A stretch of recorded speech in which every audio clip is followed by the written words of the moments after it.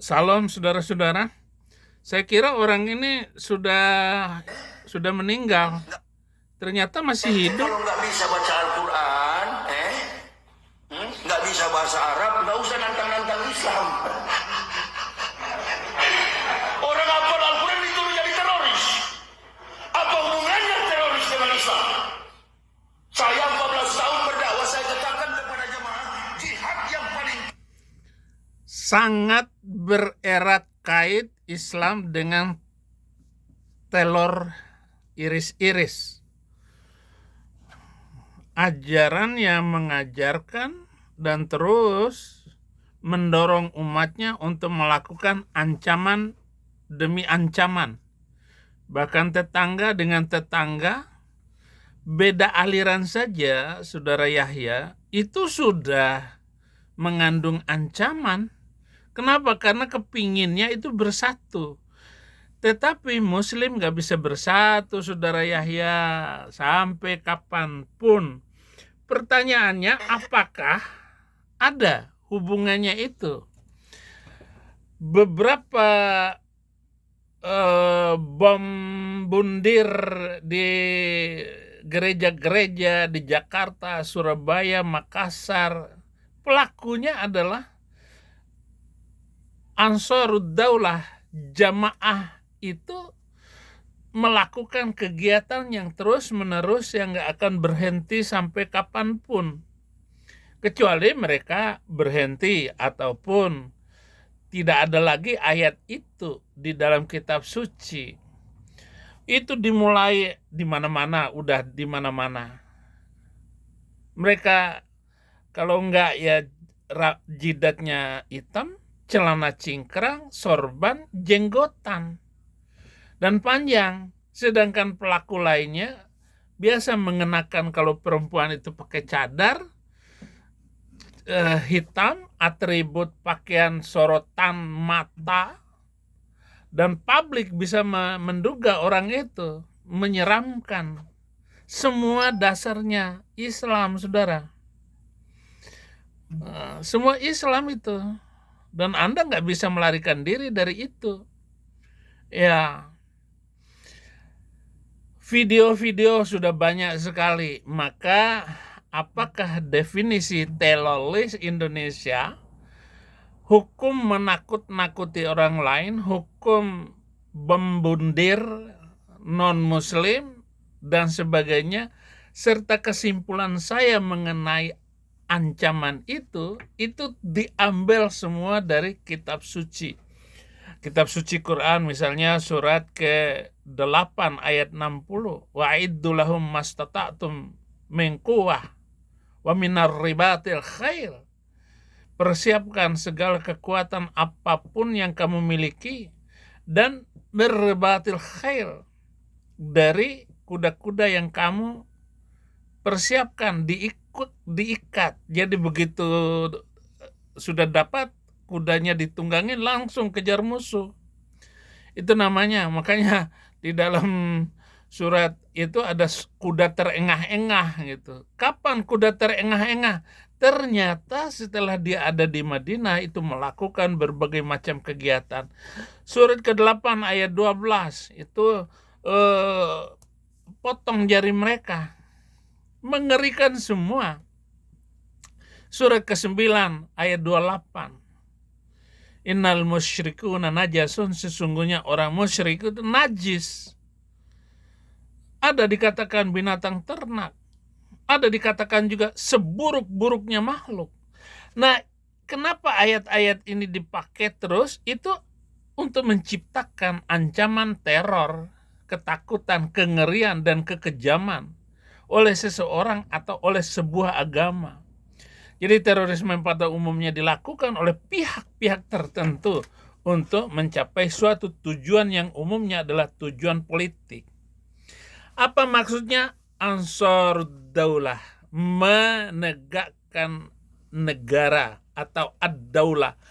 Daulah al-Islamiyah itu adalah imperium Islam, berupa pokoknya apapun. Dan mereka tidak pernah akan berhenti melakukan serangan bersenjata, pembajakan, dan sebagainya dan sebagainya. Dilakukan berbagai ledakan-ledakan. Nah, kalau sejak sekarang ini kerusuhan itu sudah biasa kerusuhan itu. Nah, kerusuhan itu ancaman yang sudah banyak. Karena apa? Karena mereka menginginkan ada naik nanti ad-daulah Islamiyah itu. Minimal Anies lah yang akan menjadi presiden dan menggantikan keinginan mereka. Mestinya presiden sekarang ya tangkap aja tuh si Rizik. Itu akar permasalahannya itu atas nama agama. Maka ledakan-ledakan di dalam 2 dekade terakhir ini, menurut saya yang terjadi di Indonesia itu tidak kurang 500-an kali aksi ancaman yang menunjukkan bahwa Indonesia sepenuhnya tidak aman dari tindakan teroris.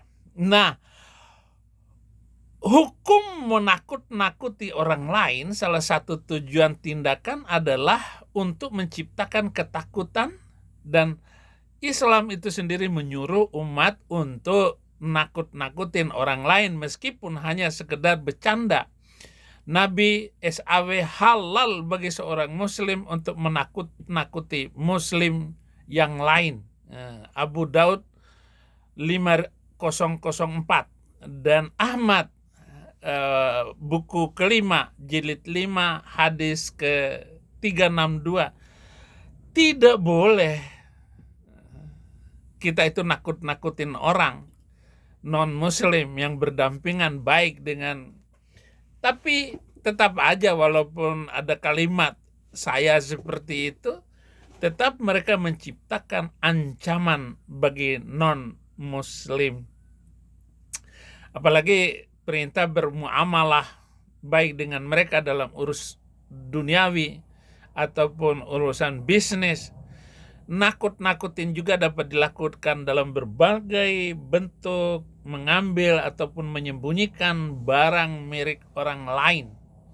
Nah, Nabi itu sendiri, saudara, di dalam hadis yang banyak sekali, penuh dengan ancaman-ancaman dan menakutkan, menodongkan senjata tajam kepada orang lain.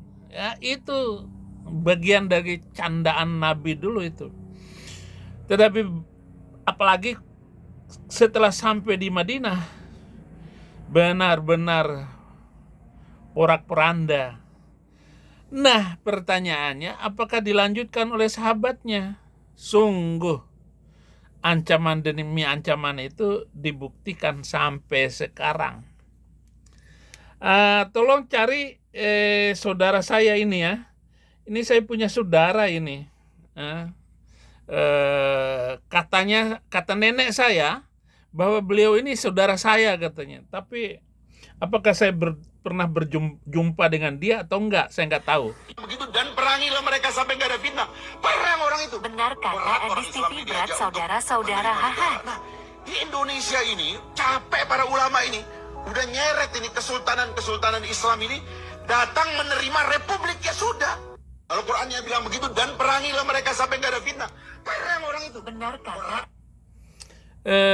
Siapa namanya? Fahri Hamzah. Saya nggak pernah ketemu kayaknya. Tetapi dibilang seperti begitu, saudara-saudara. Sementara negara-negara manapun, negara Islam itu dipenuhi oleh para penjahat ekonomi, penjahat agama. Pesantren-pesantren dipenuhi oleh orang-orang yang kotor jiwanya, mentalitasnya, dan mereka asal mendirikan pesantren itu untuk kepentingan pribadi dan keuntungan pribadi, bukan bagaimana membangun bangsa ke depan. Daftar negara-negara mana yang paling jujur warganya di dunia, itu 10 besar gak ada yang negaranya muslim gitu. Dan negara muslim, kita misalkan lihat saja di Indonesia, kita mengetahui bahwa Indonesia yang mayoritas penduduknya adalah Islam, itu adalah negara yang dipenuhi oleh para penipu dan koruptor. Sekarang saya nanya Baraya 80%, 90% temannya adalah Muslim. Sekarang saya tanya kepada Baraya, siapa di antara Baraya yang tidak pernah ditipu seumur hidupnya? Gak akan ada yang bisa ngejawab. Silakan kalau misalkan ada yang saya tidak pernah ditipu seumur hidupnya, tulis di kolom komentar. Tapi saya yakin Baraya pernah ditipu sama seseorang. Yang menunjukkan apa? Yang menunjukkan bahwa populasi para penipu di negeri ini itu sangat-sangat besar. Dan itu baru soal penipu. Kita tidak berbicara soal orang-orang yang suka korupsi, kita tidak berbicara soal orang-orang yang menyalahgunakan wewenang dan sebagainya. Kita belum sampai situ. Kita berbicara soal penipu. Dan di negeri Muslim fenomenanya selalu sama seperti itu. Kenapa bisa seperti itu? Kenapa? Daripada untuk pindah ke Kristen Protestan. Yang terjadi di negara-negara Muslim adalah tipu menipu. Negara-negara yang terbersih itu tidak ada dalam daftar Muslim. Atau katakan Indonesia, catat 10 kota yang Islamnya mayoritas. Apa yang terjadi di sana? Dan mereka sekarang ini sedang bermimpi untuk membangun khilafah, untuk melakukan kegiatan keislaman agar ajaran Islam itu bisa ditegakkan, bahkan syariat Islam bisa berlaku. Mimpi kosong. Dan itu nggak akan bisa terjadi. Nggak akan dilakukan. Apalagi hukum abad ke-7 ini sudah tidak perlu lagi dihidupkan kembali. Sudah cukup. Habis Turki Utsmani, selesai sudah. Mari kita beritakan Injil agar Indonesia damai. 80 tahun Indonesia ini merdeka.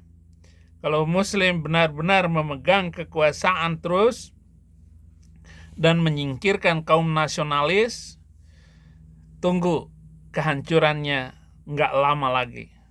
Terima kasih. Tuhan Yesus memberkati.